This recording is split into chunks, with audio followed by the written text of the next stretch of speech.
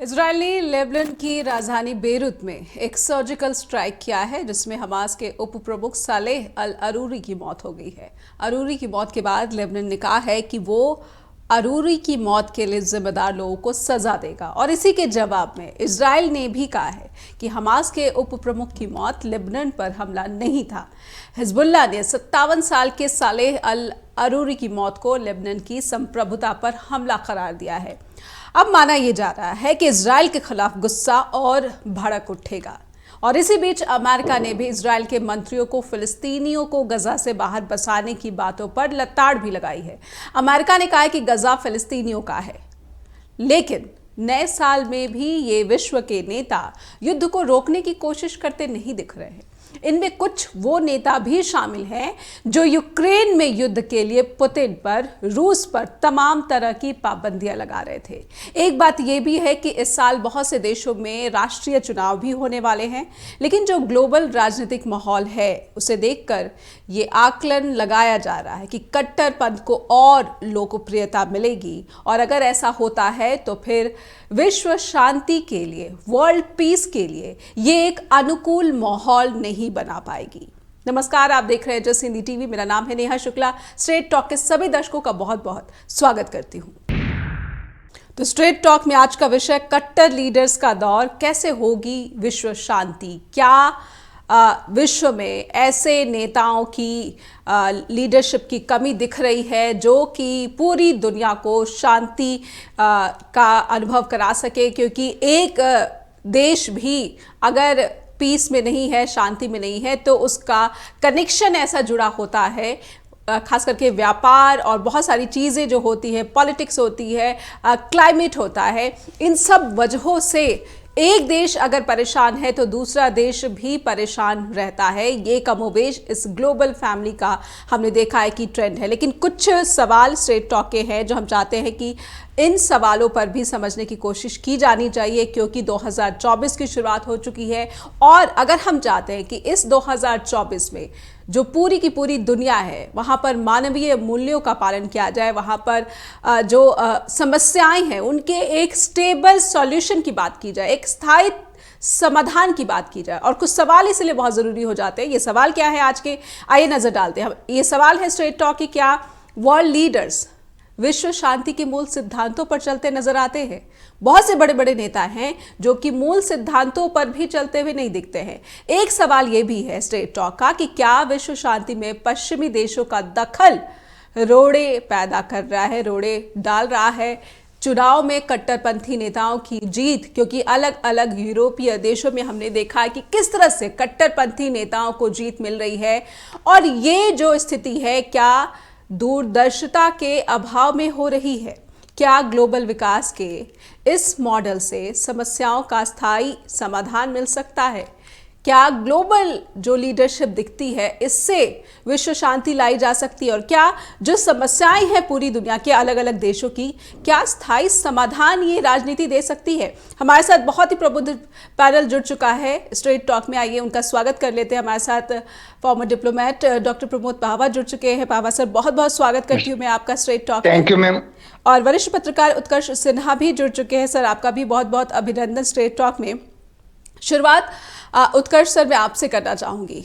जो ट्रेंड दिख रहा है इंक्लूडिंग इंडिया, जो ट्रेंड दिख रहा है, जिस तरह से कट्टरपंथ को लोकप्रियता मिल रही है, क्या हम समझें या फिर ये आकलन लगाना गलत नहीं है कि 2024 में भी जो लोग चाहते हैं कि दुनिया में शांति की स्थापना हो, दुनिया में जो है एक समृद्ध, एक सकारात्मक बिजनेस हो, एक सकारात्मक ट्रेड हो, क्या ये संभव होता दिख रहा है? या अलग अलग देशों में जिस तरह से चुनाव का माहौल दिख रहा है और जिस तरह से कट्टरपंथ को लोकप्रियता, ऐसा लग रहा है, अलग अलग जो सर्वे सामने आ रहे हैं, ऐसा लग रहा है कि उन्हीं चेहरों को जो है लोकप्रियता काफ़ी मिल रही है। अगर कम हुई है तो थोड़ी सी ही कम हुई है, यानी कि कुछ खास नुकसान कट्टरपंथी चेहरों को नहीं हुआ है। उत्कर्ष सर। नेहा, एक तो बिल्कुल सीधी बात है कि अगर हम ये उम्मीद कर रहे हैं कि इस एक साल में दुनिया विश्व शांति के लिए कोई बहुत बड़ा एक प्रयास कर लेगी तो थोड़ी सी मुश्किल है उसमें। मुश्किल क्या है वो नहीं मुझे दिख रहा है। तो ये नहीं दिख रहा है कि एक तो 80 देशों में चुनाव है, लगभग सारे प्रमुख देश चुनाव में व्यस्त होंगे, अमेरिका से लेकर भारत तक। कुछ जगह डमी इलेक्शंस होते हैं, वो भी सही है कि, लेकिन इलेक्शंस तो है, रशा है उसमें। तो एक तो ये आंतरिक व्यस्तताओं का दौर है, और दूसरी जो बात है, ये जिस दौर में हम हैं, मैं थोड़ा सा वक्त लूंगा क्योंकि ऐसा इशू आपने रेस किया है आज, जिसका थोड़ा बैकड्रॉप से लेके चलना समझने के लिए अच्छा होगा जी। जब हम पोस्ट सेकेंड वर्ल्ड वॉर को देखते हैं, तो उसके बाद से जो चेंजेस हुए हैं 1945 के बाद से, और उसके बाद फिर कोल्ड वॉर का एरा हमने देखा, उसके बाद रशियन कोलैप्स देखा, यूनिपोलर वर्ल्ड देखा, और उसके बीच में ग्लोबल ट्रेड देखा। तो पहले 30-40 साल जो पोस्ट वर्ल्ड वॉर के थे, वो हर देश अपने चीजों को सेटल करने में लगा हुआ था, और उसके बाद सबने जब रशियन कोलैप्स हुआ और उसके बाद वर्ल्ड ऑर्डर बदला, तो WTO के जरिए जो एक ग्लोबल ट्रेड का पूरा सिस्टम इवॉल्व हुआ, उसके बाद से जो कंट्री के इंटरेस्ट थे वो बहुत इकोनॉमिकल हो गए जी। तो जब इकोनॉमिक्स प्रिवेल करती है, डोमिनेंट हो जाती है, जब जीडीपी और में एकदम से अचानक हायर ग्रोथ की जरूरत होती है, डिमांड सप्लाई चीजें पहले दौर में दिखती हैं कि बहुत अच्छा जा रहा है, सब कुछ बहुत अच्छा है, और उसके बाद एक सैचुरेशन पॉइंट आता है। तो सैचुरेशन पॉइंट आ चुका है दुनिया की इकोनॉमी के, खासतौर से इस तरह की चीजों में, और इसलिए इकोनॉमिक वॉरफेयर हम देख रहे हैं, जहां पर सैंक्शंस हैं, डिफरेंट इश्यूज को बहाने बनाकर। पहले अमेरिका और चीन के बीच में हमने देखा कि किस तरीके के टसल चले, और वो पूरा का पूरा ट्रेड और कॉमर्स को लेके है, बैलेंस ऑफ पावर एक अलग बन रहा था। फिर उसके बाद फिर पुतिन जब स्ट्रांग होना शुरू हुए, उसके बाद फिर एक नया ब्लॉक खड़ा होना शुरू हुआ। तो इन सारे हालात के भीतर जब इकोनॉमी बहुत ऊपर, इंटरेस्ट जो इकोनॉमिकल इंटरेस्ट है वो जब बहुत हाई हो जाते हैं, तो ह्यूमन राइट्स या सोशल वैल्यूज या डेमोक्रेटिक वैल्यूज वो कहीं पीछे जाते ही हैं। एक वक्त था जब ह्यूमन राइट्स के सवाल पूरी दुनिया को हिलाते थे। अभी ह्यूमन राइट्स के ऊपर बात नहीं हो रहा है, क्योंकि बात है कंट्रोल ओवर रिसोर्सेज की, कंट्रोल ओवर टेरिटरी की, और एक ऐसा दौर जहां पर कि वेस्ट एशिया और यूरोप दोनों वार जोन में है। वेस्ट एशिया तो लंबे टाइम से डिस्टर्ब रहा है, लेकिन यूरोप बहुत लंबे टाइम तक शांत रहा था। जी, जी। और अगर आप उस तरह से देखें तो जो रशिया यूक्रेन वार है, वो जितना लंबा खींचा है, और उसको लेके जो कंफ्यूजन है पोजीशनिंग की, और इवन पैलेस्टाइन और इजराइल के मसले पर भी जो पोजीशनिंग में जो डबल स्टैंडर्ड है हर कंट्री में, कि एक तरफ वो फिलिस्तीन का सपोर्ट भी करता है और दूसरी तरफ वो इजराइल के साथ भी रिश्ते बना के रख रहा है। तो ये जब क्लैरिटी नहीं है, और एट द सेम टाइम दुनिया भर में कोई ऐसा लीडर नहीं है, मतलब वो दौर खत्म हो चुका है जब आप नॉन अलाइन मूवमेंट की बात करते थे और एक balance of power non align movement बनाता था, या जो लीडर्स होते थे वो स्टेट्समैन होते थे, दुनिया उनकी बात सुनती थी। आप भले ही कोई देश अपने प्रोपेगेंडा मैकेनिज्म के तौर पर अपने लीडर को बना दे इंटरनेशनल स्टेट्समैन, मगर जब जमीनी हकीकत हम देखते हैं तो हमको नहीं लगता है कि कोई ऐसी वॉइस नहीं है जो सबके साथ कोऑर्डिनेट कर पाए। बिल्कुल। आर्थिक चीज़ों को ज़्यादा इम्पोर्टेंस देने लगते हैं, तो कहीं ना कहीं जो मानवीय मूल्य हैं वो पीछे खिसकते रहते हैं। क्या तरक्की के साथ इन मानवीय मूल्यों को आगे बढ़ाना नेताओं के लिए वाकई कठिन हो जाता है, या फिर जो बात उत्कर्ष सर ने जोड़ी है कि स्टेटमैनशिप की कमी, इसकी जरूरत ही नहीं लगती है मौजूदा लीडरशिप को? डॉक्टर प्रबोध भाभा। नहीं, सिन्हा सर बिल्कुल ठीक कह रहे हैं। नो डाउट कि जितना भी है उसके पीछे आर्थिक साम्राज्य है और आर्थिक ही संबंध है, और ऐसा आज नहीं है, सदियों से यही रीजन रहा है। कभी बहुत पहले अगर हम जाएं तो धर्म के नाम पर शुरुआती सालों में ऐसा रहा होगा, चला होगा, लेकिन जब से फर्स्ट वर्ल्ड वॉर के बाद से आज तक जो भी सिस्टम चल रहा है, चाहे वो उस्मानिया को गिराना हो, चाहे वो तेल के ऊपर कब्जा करना हो, चाहे अरेबियन कंट्रीज को बनाना हो, चाहे भारत हिंदुस्तान के ऊपर, दक्षिण एशिया के ऊपर कब्जा हो, चाहे 100 years of humiliation of China हो, इन सब के पीछे बेसिक कारण तो आर्थिक ही था। और उसी अर्थव्यवस्था को, उसी सिस्टम को चेंज करने के लिए जिसको आप इलेक्शन कह रहे हैं, नो डाउट इलेक्शन ही है, लेकिन इसको अगर हम प्रोडक्शन कहें तो ज्यादा अच्छा होगा, फ्रॉड प्लस एक्शन। तो ये होने वाले हैं। और ये क्यों होने वाले हैं? दूसरी आप जो बात कह रही थी कि कट्टर नेता या कट्टर लीडरशिप आगे आ रही है जी, जरूरी नहीं है भारत की ही बात हो, बाकी देशों में भी आप देखेंगे, जैसे इजिप्ट में अभी जनरल सीसी दोबारा आए हैं और 90% वोट लेकर आए हैं। जी। तो हमारी जितने भी देश हैं, या थर्ड वर्ल्ड कंट्रीज हैं, या डिपेंडेंट कंट्रीज हैं, चाहे वो साउथ एशिया के हों, या अफ्रीकन कंट्रीज हों, या अरेबियन कंट्रीज हों, ये कहीं ना कहीं ऐसी ताकतों के, ऐसी वर्ल्ड पावर के, ऐसी वर्ल्ड गवर्नमेंट के गुलाम हैं जिन्हें हमने कभी देखा नहीं, जिन्हें हम जानते नहीं। तो मैं तो ये मानता हूं कि इमरान खान हो, या शेख हसीना हो, या नवाज शरीफ हो, ये किसी ना किसी के प्यादे हैं, पपेट्स हैं। They all are the puppet governments. और जिस दिन ये उनके हुक्म पर चलना बंद कर देते हैं, इनके तख्ते उलट दिए जाते हैं, कलर रिवॉल्यूशन हो जाती है। तो जो कुछ भी आज चल रहा है, जिसको आपको अशांति लग रही है, आप मान के चलें ये एक शांति के लिए किया गया प्रयास है। इसको प्रसव पीड़ा कह सकते हैं। और जैसे सेकेंड वर्ल्ड वॉर के बाद एक सिस्टम बन गया था, उस सिस्टम में वार होते थे, युद्ध होते थे, लड़ाइयां नहीं होती थी। उससे पहले छोटे छोटे राजा महाराजा आपस में लड़ते रहते थे। वो लड़ाइयां बंद करके उन्होंने सब महाराजाओं को इकट्ठा करके कंट्रीज बना दी, उनकी सरहदें बना दी, उनकी फौज बना दी। जी।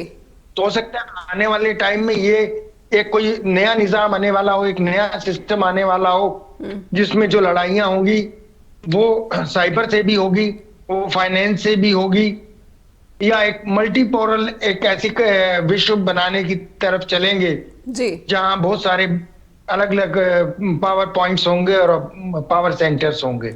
तो मेरा तो यही मानना है जी। लेकिन मैं जो ताज़ा प्रस्तावना में मैंने ये कहा कि अरूरी की जो मौत हुई है लेबनान के बेरूत में, उसे सर्जिकल स्ट्राइक कहा जा रहा है। लेकिन मैं ध्यान खींचना चाहूँगी उस तरफ जब कनाडा और अमेरिका भारत पर आरोप लगाते हैं कि आप हमारी धरती पर इस तरह से जो है काम नहीं कर सकते। हालांकि ये आरोप है, लेकिन कहीं ना कहीं जो समर्थक है भारत में भी इस तरह के बातों से परहेज नहीं करते, कट्टरपंथ के समर्थक, कि ये जो है हम उसकी धरती में घुसकर मारेंगे। तो ये पश्चिमी देशों का क्या दोहरा चेहरा है, और क्या ये लीडरशिप जो है, जो दोहरे नीति पर चलती है, ये वर्ल्ड पीस स्टैब्लिश कर सकती है? और उनमें कहीं ना कहीं भरोसे की कमी, वो विश्वसनीयता ही नहीं जो है वो जुटा पाते हैं, या जो मजबूर हैं, जो निरीह हैं, कमज़ोर हैं। बाबा सर, हमारे गांव में एक कहावत चलती थी, छाछ तो बोले बोले, छलनी बोले जिसमें 906। तो भारत के ऊपर अगर ऐसे आरोप लगे हैं तो ये बड़े हास्यास्पद हैं, एक मजाक से ज्यादा कुछ भी नहीं है। वो भी जब अमेरिका लगाता है तो। और कनाडा को तो अमेरिका का ही आप कॉलोनी समझे, वो उसी का एक हिस्सा है और उसके अलावा कुछ नहीं है, क्योंकि उसको उसकी डिफेंस की जिम्मेदारी भी अमेरिका के पास ही है जी। तो ये सब जो बहाने होते हैं, पन्नू को मारा तो नहीं ना किसी ने, लेकिन अमेरिका ने आरोप लगा दिया जी। ये सारे जितने भी बहाने होते हैं सरकारों के ऊपर दबाव डालने के लिए होते हैं कि वो हमारे खेमे में आ जाए, दूसरे के खेमे में ना जाए, तीसरे के खेमे में ना जाए, या अपना कोई खेमा ना बना ले। पर इसे भी वही स्टेटमेंट लग रहे हैं जी। प्रमोद पावा जी, क्या जिस लीडरशिप की बात कर रहे हैं उत्कर्ष सर, क्या ये उस लीडरशिप के जो है उदाहरण कहे जा सकते हैं, नमूने कहे जा सकते हैं? यहाँ पर अमेरिका की भी दूरदर्शिता या फिर जो नेतृत्व है वो बहुत ही कमजोर दिख रही है। पावा सर, नहीं, उनकी मजबूरी है अपनी, कमजोर नहीं है। उन लोगों के पास थिंक टैंक्स हैं। अनफॉर्चुनेटली हमारे भारत या जो हम दक्षिण एशिया के हमारे देश हैं, हम लोगों के पास वो थिंक टैंक्स नहीं है। हम सदियों से गुलाम रहे हैं। तो हम ज्यादा से ज्यादा 5 साल, 10 साल, 15 साल की प्लानिंग लेकर चलते हैं। वो लोग अगले 50 साल और 25-25 साल की प्लानिंग लेकर चलते हैं, चाहे वो ब्रिटेन हो, रशिया हो या चाइना हो। जी। तो इसलिए हमको लगता है कि वो कमजोर हैं। कई बार वो कमजोर होकर भी अपनी मजबूती दिखाना चाहते हैं, और उन लोगों की मजबूरियां भी होती हैं। वरना तो जिस तरीके से अफगानिस्तान से बैकफुट पर गया या भाग कर गया अमेरिका, जिस तरीका से वियतनाम से गया, जी। तो वो उनकी कमजोरियां नहीं थी, वो उनकी धूर्तता थी। और वो कोई मानवीयता नहीं है, कोई सिस्टम नहीं है, सिर्फ उनके अपने हित हैं, अपने इंटरेस्ट हैं। कोई मर गया, जी गया, युद्ध हो गया। अगर आर्म्स लॉबी उनके हथियार की मार्केट उनकी डेवलपमेंट के लिए जरूरी है, उनकी कमाई का हिस्सा है, अगर हमारे नेचुरल रिसोर्सेज पर कब्जा करना उनका हिस्सा है, तो म्यांमार को भी खाली करा देंगे, रोहिंग्या को भी मार देंगे, गजा को भी खाली कर देंगे। जी। जी। सॉरी। जी। तो ये सब पार्ट है। और जो जहां तक आपने बैरूत की बात की, अभी 4 दिन पहले तो बैरूत के अंदर अमेरिका के सेक्रेटरी वहां पर घूम रहे थे नेगोशिएशन करने के लिए और डिप्लोमेटिक डिस्कशन के लिए। तो अगर आज बैरूत पे किया है, तो वो इजराइल ने कोशिश की है या उस लॉबी ने कोशिश की है कि इस जंग को और फैलाया जाए, बढ़ाया जाए, इसको और यानी ये जो जी, तो कैसे होगी विश्व में शांति, क्या कोशिशें हो रही हैं, और अगर जो कोशिशें हो रही हैं तो उसे दबा कौन रहा है, उसे कुचल कौन रहा है, यही समझने की कोशिश हमारी सीधे संवाद के जरिए उत्कर्ष सिन्हा के पास लेकर चलना चाहेंगे दर्शकों को। उत्कर्ष सर, थिंक टैंक की जब बात होती है तो हमेशा ये देखा जाता है कि एक दूरदर्शिता, नेतृत्व में एक दूरदर्शिता होनी चाहिए, और अगर मौजूदा दौर में ये दूरदर्शिता ही नहीं है तो फिर पीस कैसे आएगा। अगर अमेरिका में भी ये कमी दिखती है तो फिर इजराइल को ज़्यादा कोस कर भी हम क्या कर लेंगे। हालांकि इजराइल से एक ये खबर निकल कर आई है कि नेतन्याहू की जो लोकप्रियता है वो काफ़ी कम हो गई है, और अगर अभी चुनाव हो जाए तो वो हार भी जाएंगे। क्या ये एक मैसेज है इजराइल जैसे देश की तरफ से कि युद्ध जो है वो बेशक हमारे जैसे समूह का सामना कर रहा है, लेकिन वहां के जो लोग हैं वो युद्ध के साथ नहीं है। किसी देश की जनता युद्ध अगर लंबा खींचता है तो तबाह होती है। साहिर लुधियानवी ने एक लाइनें लिखी हुई हैं कि जंग तो खुद ही एक मसला है, ये क्या मसाइलों का हल देगा। तो जंग तो मसला होता है, लेकिन जंग होती क्यों? और फिर हम शांति की बात करते हैं। बात यह है कि आप देखिए पिछले कुछ 20-25 सालों 30 सालों को देखिए, सेंट्रल वेस्ट एशिया में इशू बना, सद्दाम हुसैन का इशू बना, फिर अफ्रीका में, आप नॉर्थ अफ्रीका में देखिए तो लीबिया इशू बना, और हर जगह डेमोक्रेसी और इसको एस्टेब्लिश करने के अपने कमिटमेंट को लेके अमेरिका गया। जी। उसके बाद फिर सीरिया लंबे टाइम तक डिस्टर्ब रहा, ISIS के नाम पर अफगानिस्तान रहा, लेकिन ISIS भी गायब है। तालिबान की सरकार है, किसी ने उसको रिकॉग्नाइज नहीं किया, लेकिन सरकार चल रही है। अब यूक्रेन में युद्ध हुआ, अमेरिका या दूसरी कंट्रीज यूक्रेन के साथ खड़े रहे, लेकिन उनको सप्लाई देने में टाइमिंग हमेशा मिस होती रही, तो लंबा था। अब वेस्ट एशिया में हमास और इजराइल की लड़ाई, अल्टीमेटली क्या हो रहा है कि आर्म एमुनेशन इंडस्ट्री जो है वो लगातार प्रोडक्शन कर रही है और वो सप्लाई हो रही है। खैर, कट्टरपंथ का सवाल ये है कि जब आप रिसोर्सेज के ऊपर कंट्रोल करने की लड़ाई करते हैं तो आपको कोई एक बहाना चाहिए होता है। तो जब आपको सेंट्रल एशिया के उसको ऑयल फील्ड को कैप्चर करना था तो आपके पास इस्लामिक टेररिज्म था। उसके बाद जब आप, तो ऐसे बहाने आते रहते हैं अलग अलग वक्त पे, लेकिन होता क्या है कि इस पूरे दरमियान जो बुनियादी सवालों से हटाए रखने की एक कोशिश होती है, उसका सबसे सही रास्ता बहुसंख्यकवाद होता है, मेजॉरिटेरियन अप्रोच, और वहां से जाके ये कट्टरपंथ खड़ा होता है। तो एक ये पूरा का पूरा एक ढांचा होता है जहां पर वो डिजाइन होती है, वो डिजाइन के भीतर एक तरफ फेनेटिज्म बढ़ाया जाता है और दूसरी तरफ ट्रेड और बिजनेस बढ़ाया जाता है जी। और यही इस वक्त अपने एक चरम पर है। मैं पावा साहब की उस बात से बहुत इत्तेफाक कर रहा हूं कि ये प्रसव पीड़ा का टाइम है, नया वर्ल्ड ऑर्डर आना है, नया फार्मूला आना है, बट इट विल टेक, चूंकि ये दुनिया इस माहौल इस मुकाम पे पहुंची हुई है कि ये 1 साल 2 साल में नहीं आएगा, हमको अगला 5 साल देखना पड़ेगा। आप हिंदुस्तान की बात कर लीजिए, हिंदुस्तान का पूरा स्ट्रक्चर जो डेमोक्रेसी और जिन वैल्यूज की बात करते थे दुनिया के सबसे बड़े डेमोक्रेटिक होने की वजह से, वो कहीं दिख रहा है। पार्लियामेंट में अपोजिशन सस्पेंडेड है, इलेक्शन कमीशन कंट्रोल्ड है, एक मीडिया के भीतर कंट्रोल है, एक सिंगल वॉइस चल रही है। तो ये डेमोक्रेसी तो नहीं है, लेकिन अब यही है। आप यूरोप में देखिए, इटली में जो फासिस्ट सपोर्टर फोर्सेस थी वो वापस आ रही हैं। जर्मनी में फिलहाल जो रिजीम है वहां पर अब नाजिज्म को लेके एक बहुत जितना कट्टर लाइन थी, मतलब शर्मिंदगी थी, अब वो धीरे धीरे डाइल्यूट हो रही है। तो ये सब कुछ आप देखेंगे कि एक बड़ी डिजाइन का हिस्सा है। अब ऐसे में स्ट्रॉन्ग लीडरशिप की जरूरत, जो आप सवाल बार बार पूछना चाह रही हैं, जरूरत तो है, लेकिन किन वैल्यूज के साथ जी? वो वैल्यूज अभी जितने अनफॉर्चुनेटली जितने भी बड़े वर्ल्ड लीडर दिख रहे हैं सब एग्रेसिव है।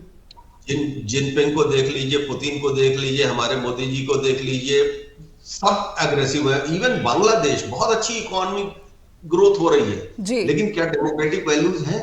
भाई वहां पे तो पूरा का पूरा अपोजिशन जेल ही में है। चुनाव कैसे होंगे? नहीं होंगे। पाकिस्तान में चुनाव के नाम पर क्या होगा पता नहीं। ब्रिटेन में चुनाव हुए, 3 प्रधानमंत्री आ गए, फिर हो रहा है कि 25 में चुनाव होगा कि 24 में ही हो जाएगा। तो एक बहुत ही बड़ा वैक्यूम है। इसलिए वैक्यूम है कि जो पापा साहब कह रहे थे कि असल में ये जो पूरा हम देख रहे हैं स्क्रिप्ट, इसको चला कौन रहा है ये जानना बड़ा जरूरी है। और ये अनफॉर्चुनेटली पॉलिटिकल लीडरशिप या पब्लिक लीडरशिप नहीं चला रही है। WTO एरा के बाद, ग्लोबलाइजेशन और ग्लोबल ट्रेड आने के बाद सारा कंट्रोल, सारा ये मैकेनिज्म ये कॉर्पोरेट पावर के हाथ में है। और अगर कॉर्पोरेट पावर के हाथ में है तो उसका अपना इंटरेस्ट है, उसको बाकी वैल्यूज से बहुत मतलब नहीं है। तो अब ये कब जाके सेचुरेट होगा, और जब सेचुरेट होगा तो कब जाके टूटेगा। आमतौर पर हम मानते हैं कि 20 से 25 साल लगता है किसी भी चीज को बनने और उसको डाइल्यूट होने में, लेकिन इस बार ये फेज थोड़ा लंबा चल रहा है और थोड़ा चलेगा। यानी हम माने कि अभी 2024 में ना ही यूक्रेन युद्ध का कोई समाधान निकलने वाला है, ना ही गजा पर जो बमबारी हो रही है वहां मानवता का हर रोज कत्ल हो रहा है, उसमें कोई गिरावट या फिर उसका कोई खात्मा होने वाला है। मानवता के कत्ल का तो सवाल ही नहीं है, वो तो अब मुद्दा ही नहीं है डिस्कशन में। सवाल ये है कि क्या इजराइल का वो कौन सा इंटरेस्ट है जो हमास से वो लैंड क्लियर करा के और अपने किसी पपेट को देना है। क्योंकि 2 नेशन थियरी को लेकर तो पूरी दुनिया अभी तक तो बोल रही है कि पैलेस्टाइन भी एक स्टेट होना चाहिए, इजराइल भी होना चाहिए, लेकिन डमी गवर्नमेंट रहेगी या रियल नुमाइंदगी रहेगी, इसको लेके सवाल है। तो वो सारे इश्यूज को एड्रेस होना है।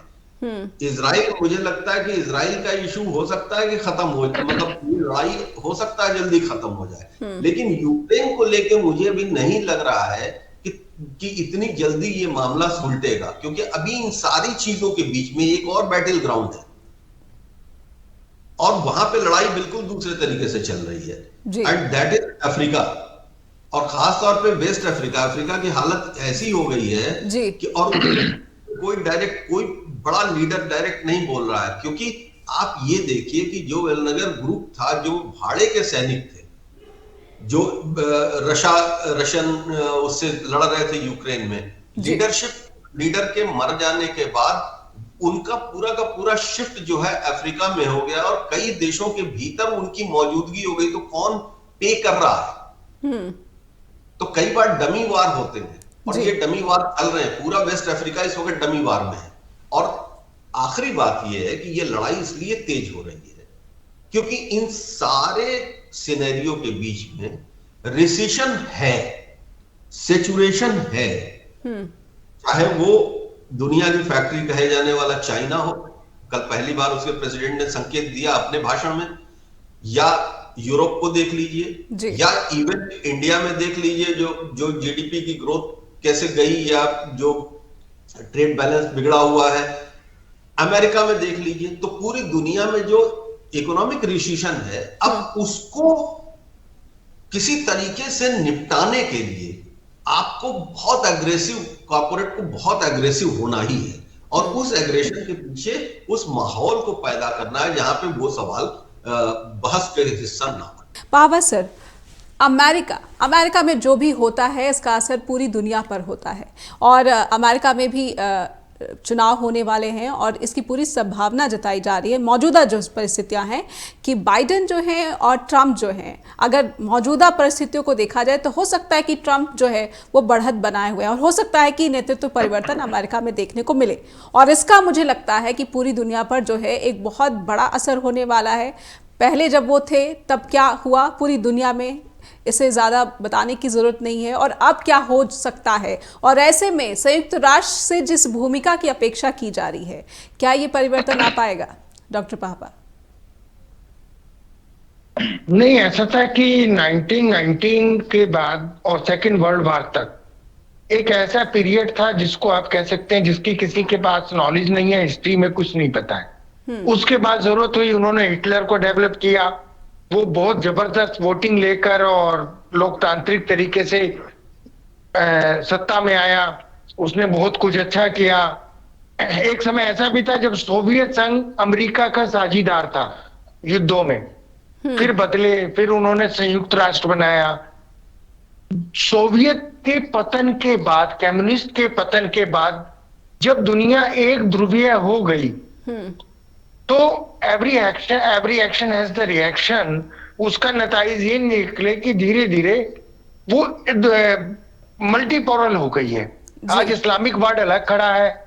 तुर्की अपने 100 साल के बंदिशों से बाहर निकल चुका है और उसको आप कमजोर ना समझें। जी। ईरान हमेशा से बहुत बड़ी ताकत रहा है और आज भी जितना युद्ध, जितना कुछ चल रहा है इजराइल के अगेंस्ट, कहीं ना कहीं कमोबेश, कम या ज्यादा, उसमें ईरान की इन्वॉल्वमेंट है। ईरान के पीछे रशिया है, रशिया के पीछे चाइना है। तो ये एक ऐसा सर्कल बना हुआ है जिसका सॉल्यूशन धीरे धीरे निकलेगा और ये उसी सॉल्यूशन के लिए अब तो लड़ाई चल रही है कि किसका केक, कि केक का कितना हिस्सा किसने लूटना है। जी। तो हम तो उस गरीब, हम तो रामगढ़ के वासी हैं। हमें तो गब्बर सिंह को अनाज नहीं देंगे तो हमारी गब्बर सिंह से रक्षा कौन करेगा? तो इसीलिए हम लोग भाग दौड़ रहे हैं। कोई मानवीयता नहीं है। सब्सटेंशियल डेवलपमेंट गोल के नाम से एक पहले बनाया जा चुका है पूरा का चार्टर। उसी चार्टर पर सभी देश चलेंगे।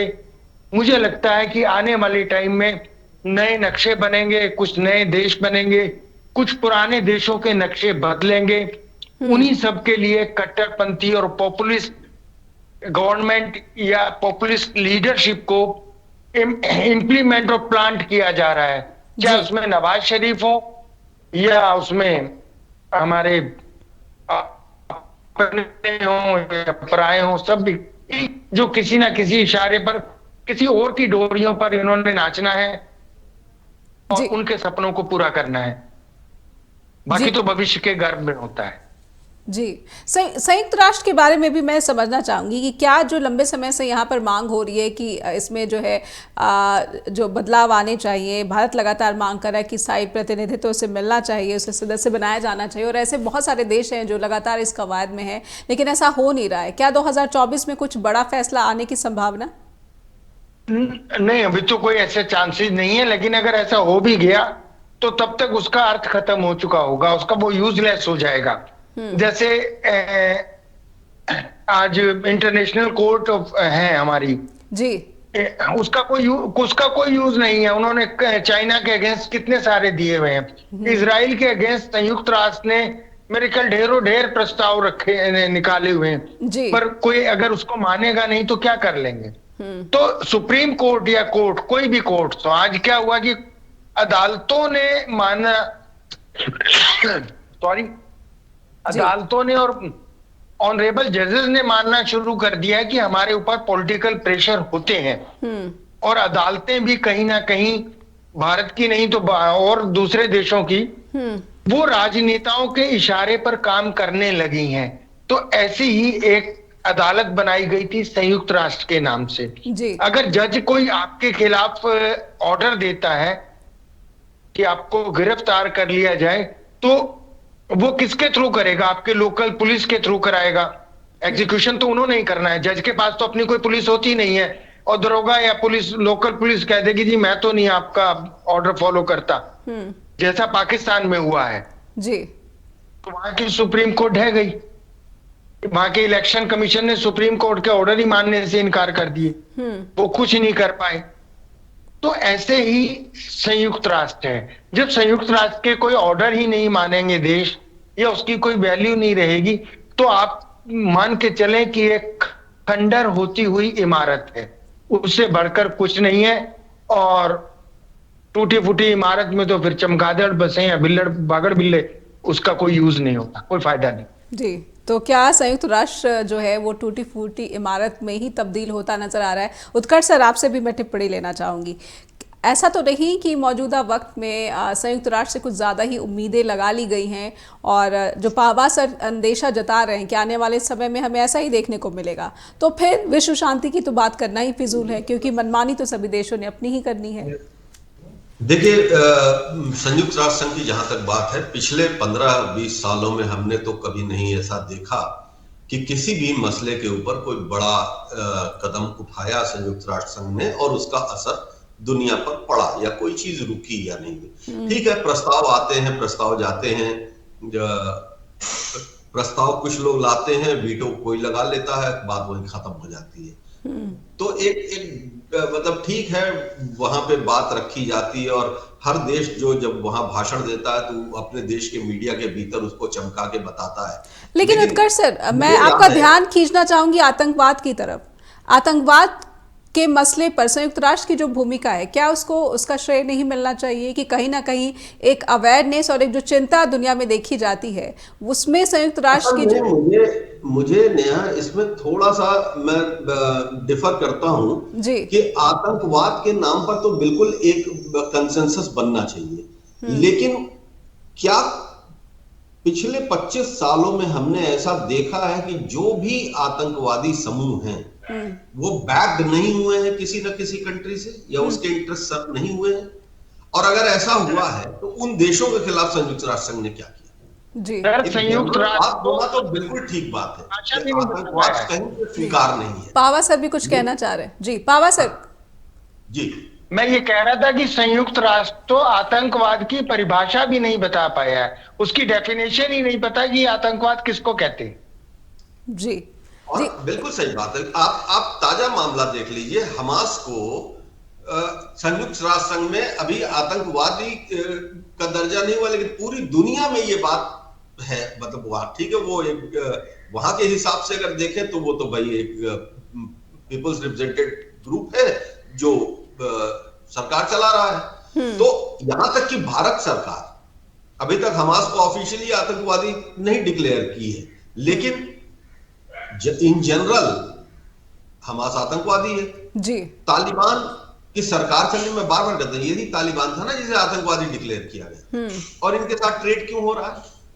तो ये सब सुविधाओं के लिए बनाए गई व्यवस्थाएं हैं। मैंने कहा ना कि एक मैकेनिज्म है जहां पर टाइम टू टाइम ये सारी चीजें। आप बताओ, सीरिया के भीतर ISIS बैठा हुआ था, इतना सब कुछ चल रहा था, और उसके भीतर ऑयल ट्रेडिंग हो रही थी, और ये कहा जा रहा था कि ISIS का सोर्स ऑफ इनकम जो है दैट इज क्रूड ऑयल। और क्रूड ऑयल को स्कूटर में तो नहीं डालता है, कोई रिफाइनरी खरीदती होगी ना उसको। बिल्कुल। उन रिफाइनरीज को कौन बैक कर रहा था, कौन चला रहा है? उनके खिलाफ क्या एक्शन हुआ। तो ये टेररिज्म सिर्फ एक मास कैमोफ्लेज क्रिएट करने की बात है। अगर कहीं बैकिंग नहीं होती है, अगर कंट्री मतलब प्लेयर्स की, बिग प्लेयर्स की बैकिंग नहीं होती है, तो कोई आदमी कितनी देर तक कौन सा ग्रुप चला सकता है। आप सब जानते हैं सरकारें इतनी ताकतवर होती हैं। तो ये भी उसी मैकेनिज्म का एक टूल है जी। और यूएनओ इररिलेवेंट है इस वक्त पूरे वर्ल्ड पॉलिटिक्स में। UN is irrelevant. और अब मैं जो बात कह रहा था कि जब ये पीक पर पहुंचेगा, चरम पर पहुंचेगा, सैचुरेशन पर पहुंचेगा और जब ढहेगा और जो नया वर्ल्ड ऑर्डर इमर्ज करेगा, नाउ दिस इज टाइम कि यूएन को भी एक नए डिजाइन या एक नए नाम या एक नए स्ट्रक्चर की जरूरत पड़ेगी। और मुझे लगता है पूरी दुनिया के सामने कोई एक बड़ा आंदोलन भी आ सकता है, खड़ा हो सकता है। बहुत बहुत धन्यवाद करना चाहूँगी उत्कर्ष सर आपका भी और डॉक्टर पावा आपका भी कि आप जुड़े, आपने समय निकाला। बातचीत से तो यही समझ में आ रहा है कि 2024 है वो भी विश्व शांति के लिए कोई बड़ा मील का पत्थर साबित नहीं होने जा रहा है, क्योंकि यूएन जिससे अपेक्षा की जा रही है उसके बारे में तो हमारे जो एक्सपर्ट्स हैं वो यही कह रहे हैं कि वो आने वाले समय में एक खंडहर में ही तब्दील होता नज़र आएगा और जो परिवर्तन की, जो बदलाव की मांग हो रही है उसका कोई औचित्य भी नहीं रह जाएगा। बहुत बहुत धन्यवाद करना चाहूँगी। आपसे उम्मीद है कि आप लगातार अपना फीडबैक हमें info@justbroadcasting.com और neha@justbroadcasting.com पर भेजते रहिए। फिर मिलेंगे। नमस्कार।